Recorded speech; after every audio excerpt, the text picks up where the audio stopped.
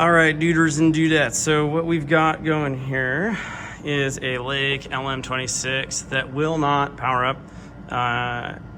Bought this thing from Singapore, of all places, on eBay, and was listed as fully functional, arrived and was fully functional for the first day that we had it plugged in, connected to the controller software, got it firmware updated, all that good stuff.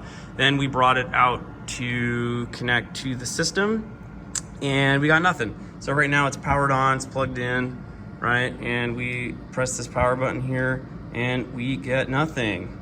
Well, we get some LEDs, but we're not getting anything on this board. So a little disconcerting here. We're gonna just demonstrate that you can't get that going. Plug it in again, right? Nada. Power button. We ain't got any business here. So I've got a power supply hooked up to 3.3 volts here. I'm gonna disconnect it really quick just for the sake of showing that this test point and ground right there are giving us 2.9 volts. That's a little low. Investigating this a little bit, just so everybody knows exactly what's going on in here.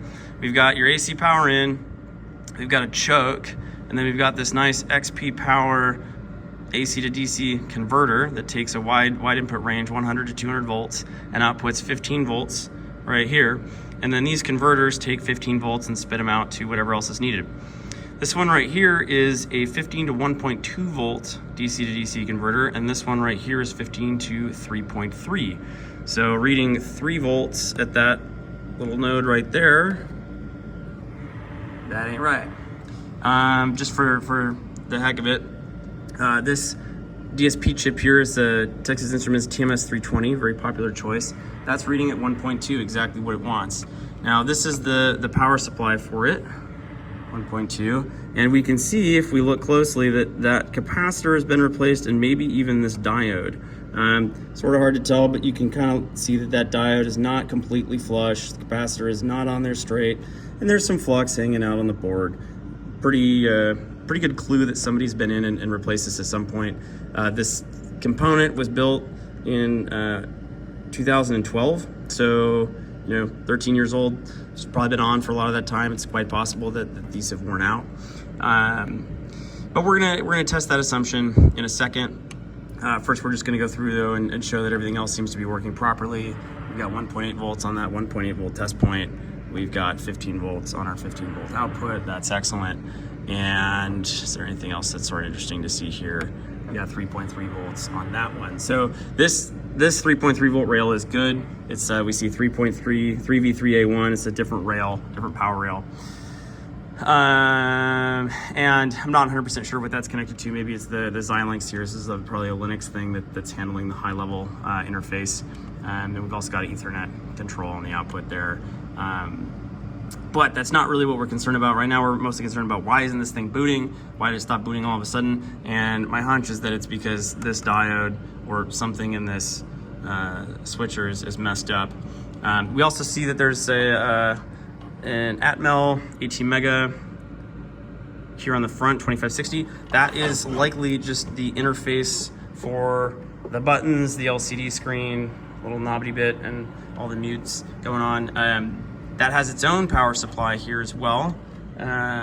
This little thing in the corner, which we pulled up for anybody wondering, it's a LM2734. It's this little SOT package right there. That's reading pretty low right now too. We're gonna just measure that, 0.3. My guess is that is because it's not being enabled, and maybe not because there's actually something wrong with it. But anyway, that's sort of what we're looking at. So we are gonna do a quick little back feed here. See if I can do this with one hand. I probably have to set the camera down to do this properly. But we see we've got 3.3 volts there connected to our power supply. I do need to bump the current up a little bit because I did test this a second ago and it does brown it out. But what we're gonna see is, here we're gonna just probe that test point, and we see some lights come on. And we see that we've also sort of sagged that a little bit, but it's coming on. So I hear some switching and stuff coming on. That's great. I don't see this. Now we're on. So we see now our green light's on. Everything's good, powered up. So our next step is going to be to investigate why that 3.3 volt power supply is not happy. We're probably running pretty close to the low rail here, just given that our little power supply is current limiting. But yeah, I'm gonna just put this down, turn it off instead of just removing that. All right, so we're on the other end of this now after having brought out all the big guns and even having to phone a friend to get some advice on how to troubleshoot it.